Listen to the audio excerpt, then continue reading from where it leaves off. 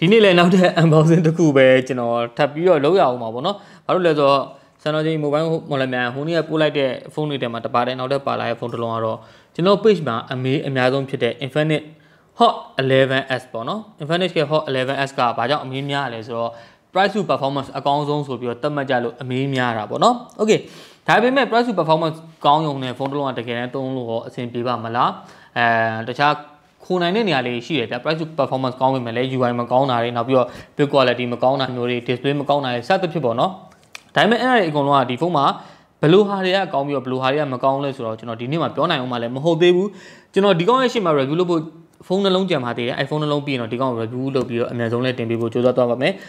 အဲ့တော့ကျွန်တော်ဒီနေ့ review နေကူညီပေးထားတာစံတော်ချိန် mobile မို့လည်းများကူညီပေးထားတာပဲဖြစ်ပါတယ်ဆိုတော့ဒီ Infinix Hot 11s နဲ့ပတ်သက်ပြီးတော့ဝယ်ယူချင်တာပဲဖြစ်ဖြစ်ဈေးနှုန်းအတိအကျသိချင်တာပဲဖြစ်ဖြစ်စံတော်ချိန် mobile မို့လည်းများ page မှာတွားရောက်မေးမြန်းဆုံးစံဝယ်ယူလို့ရပါတယ်ဗျဒီကောင်းရဲ့ဈေးနှုန်းက 2,69,900 ကျပ်အဲ့ဒါကိုမှဒီသူ့ရဲ့ key selling point ကဒီထိပ်ဆုံးမှာရေးထားတာပေါ့နော် Helio G88 ပေါ့နော် G88 chip နဲ့ G88 ကကျွန်တော် Redmi 9 မှာဆမ်ပူတယ်ထင်တယ် Redmi 9 or 10 I don't know Redmi 10ဖြစ်လိမ့်မယ်အရင် G85 နဲ့အရင်ကွာတဲ့ကောင်တော့မဟုတ်ဘူးဒါပေမဲ့ 2,69,900 ဆိုတဲ့ဈေးနှုန်းမှာဒီ chip ရတယ်ဆိုတာကတော့ကော်တာပေါ့နော် chip တစ်ခုကောင်းနေုံနဲ့လဲဖုန်းတစ်လုံးကကောင်းတယ်လို့လဲတသက်မထဲပြောလို့မှမရတာအဲ့တော့ unboxing လုပ်ကြည့်ရပါပေါ့တခြားသောအပိုင်းတွေမှာဘာပါသေးလဲဆိုတော့သူ့ရဲ့ key selling point 90Hz Full HD Plus တဲ့ Select display ပေါ့နော် Select display ဆိုတာဘာသူ့ display အခေါ်ပေါ်ရရှုပ်တယ် Samsung ဆိုရင် Infinity U Infinity V water drop tear drop တခြား company တွေဆိုရင်လည်းအများကြီးပဲဗျအဲ့ဒါနေပန်ရှိုးတွေ page shape တွေအစရှိတဲ့ဖြစ်ပေါ့နော်ဆိုတော့ဒီ Select display ဆိုတာဘာအဓိပ္ပာယ်လဲကိုကျွန်တော်မသိရသေးဘူးဒါဖွင့်ကြည့်မှာပဲဒီမှာနောက်ထပ်50 megapixel aperture f1.6 နောက်ပြီးတော့18 watt quick charge တဲ့ type C ကို18 watt နဲ့ super charge ပေါ့နော်သူ့ရဲ့အခွာ super charge ခုန Xiaomi မနေ့ဟိုတနေ့ကကျွန်တော်စမ်းတဲ့ Xiaomi ဖုန်းမှာ Pro charge နောက် fast charge quick charge dead charge အများကြီးပဲ standard ကတော့ကျွန်တော်ပျောက်နေရတော့အမှန်ပဲပေါ့နော်နောက်ပြီးတော့ USB ကတဲ့cinematic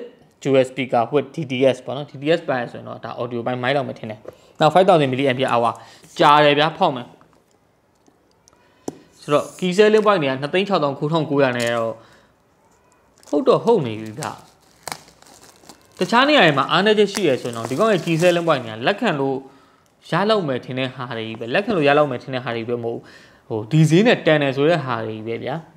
ဆိုတော့ကျွန်တော်ခုပေါက်မဲ့ version ကဒီ RAM 4 storage 64GB ပေါ့နော် okay စပြီးတော့ဘူးကတော့တော်တော်ကြီးကိုကြီးတယ်ဘူးက hub လို့ပါ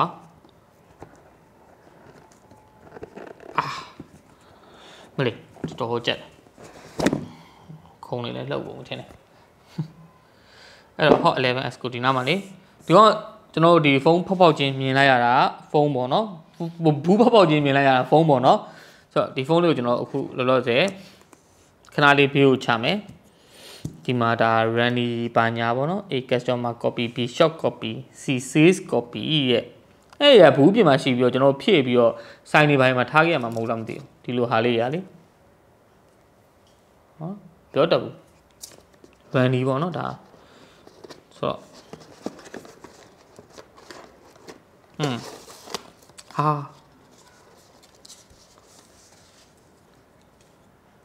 တော်လာပါလာကြီးဗျ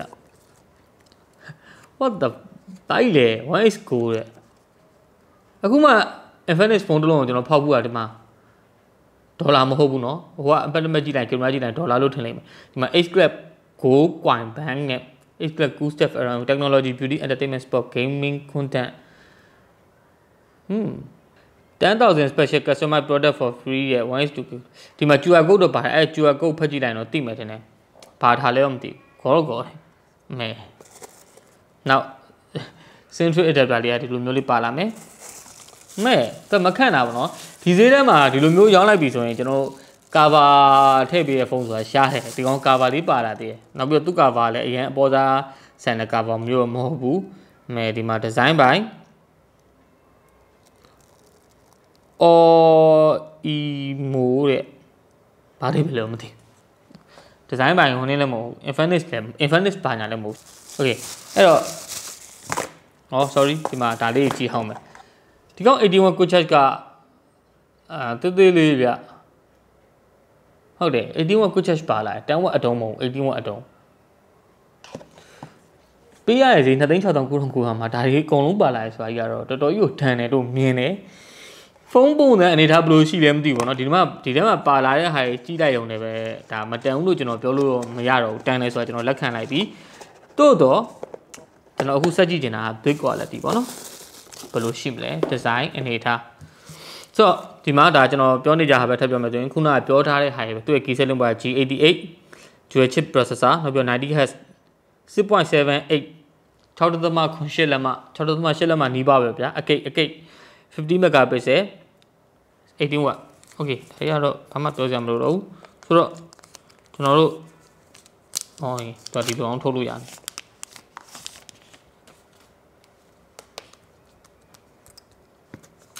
ဖုန်းကဒီနောက်ဘက်က plastic ကိုသူကဟိုနေ glossy ဆန်တဲ့ design ဘက်ကိုတုံးလိုက်တော့နည်းနည်း cheap ဖြစ်တဲ့ဘက်ကိုခံစားအမြင်ပေါ့နော် cheap ဖြစ်တဲ့ look ကိုတန်းရသွားတယ်ဒီမှာမြင်တဲ့အတိုင်းပဲသူအကယ်၍ဒီ plastic ကိုဒါ plastic အပြောင်မသုံးဘဲနဲ့နည်းနည်းလေး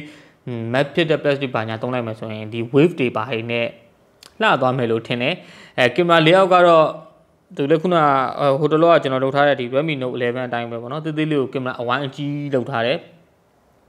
နောက်ထပ်ကင်မရာနှလုံးပါလာမယ်ပေါ့နော်โอเคဘာမှအရင်ကြီးဖုန်းက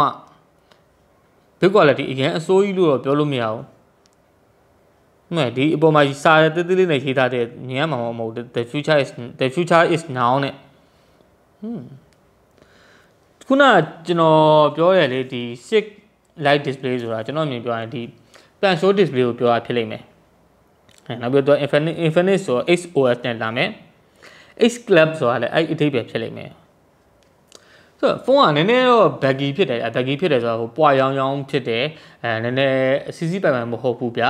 နောက်ပြီးဒီဖုန်းရဲ့ weight နဲ့ဒီဖုန်းရဲ့ size နဲ့ဟာဖုန်းရဲ့ weight ကအဲ့လောက်အလေးမဟုတ်ဘဲနဲ့ဖုန်းကပွားရောင်းဖြစ်နေတဲ့ဘက်ကိုတော့နည်းနည်းရောက်တယ်ဗောနော်ဒါတွေကတော့အခုဒီ unboxing လုပ်တဲ့အချိန်မှာစမြင်လိုက်ရတဲ့ခံစားချက်တွေဖြစ်တဲ့အတွက်နည်းနည်းလေးသုံးကြည့်ပြီးတော့ဘယ်လိုလာမလဲမသိသေးဘူး screen protector လည်းကပ်ပေးထားပါတယ်dual speaker ပါလို့လာတော့မသိဘူးဘောဘက speaker earpiece box လေးကတော့တော်တော်လေးကြီးတယ် okay အဲ့တော့ကျွန်တော်တို့ဒီ setup လေးလုပ်ကြည့်မယ်မှန်တိုင်းပြောရင်တော့ဒီဖုန်းကိုကျွန်တော်စကင်လိုက်တဲ့အချိန်မှာလေကျွန်တော်မြန်မာနိုင်ငံဝင် techno ဝင်လာကစားဖုန်းတွေကိုကင်လိုက်ရတဲ့ခံစားချက်နဲ့သွားတူတယ်ဘာကြောင့်မှန်းတော့မသိဘူးပေါ့နော် site ကလည်းအဲ့လို heavy ဖြစ်တဲ့ site ဒါပေမဲ့ဒီကောင် big quality မှာခုနကကျွန်တော်ပြောတဲ့တစ်ချက်လေးပဲကျွန်တော်မကြိုက်တာပေါ့နော် baggy ဖြစ်တဲ့ဟာတစ်ချက်ပေါ့နော်နည်းနည်းပေါ့ရောင်ကြီးဖြစ်နေဆိုရဲတစ်ချက်ပေါ့နော်ဒါပေမဲ့ display ကိုအခုကျွန်တော်ဒီ setup လုပ်နေကြည့်ရတော့ကတော့မစိုးတဲ့အထဲမှာမပေါက်ပြ display ကသူ့ဟာနဲ့သူအဆင်ပြေမဲ့ site လို့တော့ထင်တယ်တိုးတော့ 5000 mAh နဲ့ဒီလောက်ပေါ့ရောင်ကြီးဖြစ်နေရတော့ကျွန်တော်တိတ်သဘောမကျဘူးပေါ့နော်ဘာပဲပြောတန်ပါတယ်ဗျာဒီ2,600,900နဲ့ဒီလို specification တွေပါတယ်ဆိုတော့ game ဆော့လို့တော့အရင်ကောင်းမှာမဟုတ်ဘူး GA ပြောလို့မရဘူးဗျာ GD5 တောင်ကောင်းတယ်ဆိုတော့အရင်ကောင်းမှာမဟုတ်ဘူးကောင်းတော့ကောင်းပါ G88 ဆိုတော့လေ okay အဲ့တော့ကျွန်တော်တို့ဒီ speaker အတန်ထွက်လေးပါညာနည်းနည်းစမ်းကြည့်မယ်ပေါ့နော်ဒီကောင်ရဲ့ display ကဒီမှာ typing ကိုကျွန်တော်ပြောင်းလိုက်မယ်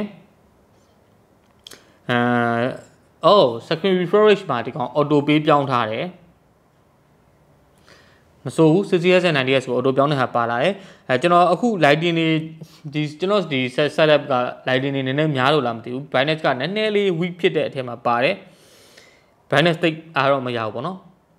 ဒါပေမဲ့နေကင်းဘက်ကျွန်တော်တကယ် daylight မှာဘယ်လောက် level လောက်ရှိလဲဆိုတော့ကျွန်တော်ကြည့်အောင်မထင်နဲ့ပြီးတော့အခုအတန်ကိုကျွန်တော်တစ်ချက်စမ်းကြည့်ခြင်းနဲ့ dual speaker okay နောက်ပြီးတော့ setting တွေကနည်းနည်းလေးရှုပ်ထွေးတော့ဖြစ်တယ်အခုနောက်ပိုင်း Xiaomi တောင်မှဒီ setting နဲ့ဝင်လိုက်ပြီဆိုရင်ကျွန်တော်တို့လိုချင်တဲ့ဟာကိုရှာဖို့နည်းနည်းလေးပိုလွယ်တယ်ဗျာအခုဒီကောင်ကတော့နည်းနည်းလေး setting နဲ့ဝင်လိုက်မယ်ဆိုရင်ဒီမှာနည်းနည်းလေးရှုပ်ထွေးများတယ်ပေါ့နော်သူတစ်ခုနဲ့တစ်ခု category အများကြီးခွဲတာတွေအဲ့လေးတော့သတိထားမိရယ် okay အဲ့တော့ ringtone phone ringtone ဆိုလဲခုနကကျွန်တော်ဟိုနေ့ကကျွန်တော် Xiaomi မှာဆိုရှားတာတော်တော်လွယ်ဒီကောက်မှာရှားတာနည်းနည်းအောင်တိုင်းပတ်သေးရထားပါ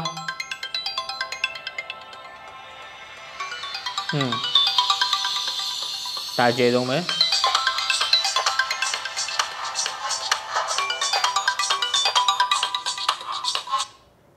speaker တော့ကျွန်တော်မြင် first impression တစ်ခုအနေနဲ့ပြောမှဆိုရင်တော့အရင်ကောင်းတဲ့ထင်မှာမပါဘူး flat ဖြစ်တယ်အတန်းတော်တော်ကြီးကိုပြားတယ်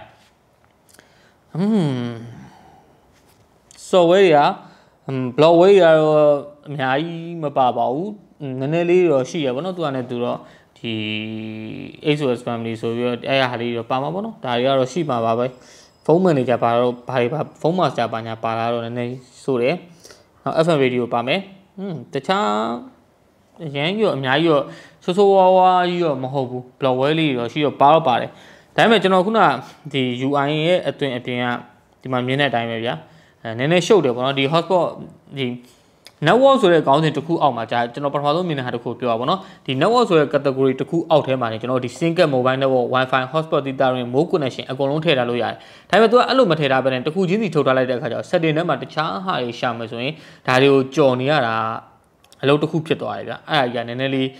typical Xiaomi ဖုန်းတွေအောင်ဒါတော်တော်ကြီးဖြည့်ရှင်းနိုင်ဆိုတော့ဒီတစ်ချက်လေးကတော့နည်းနည်းလေး ion နောက်ဆရာတစ်ခုတော့ရှိတယ်ထားပါအဲ့တော့ camera ဟောအပြင်ရလဲ okay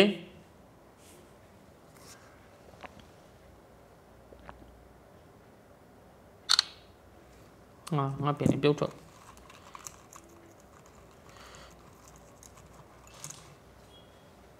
အဲ့တော့ဒါအခု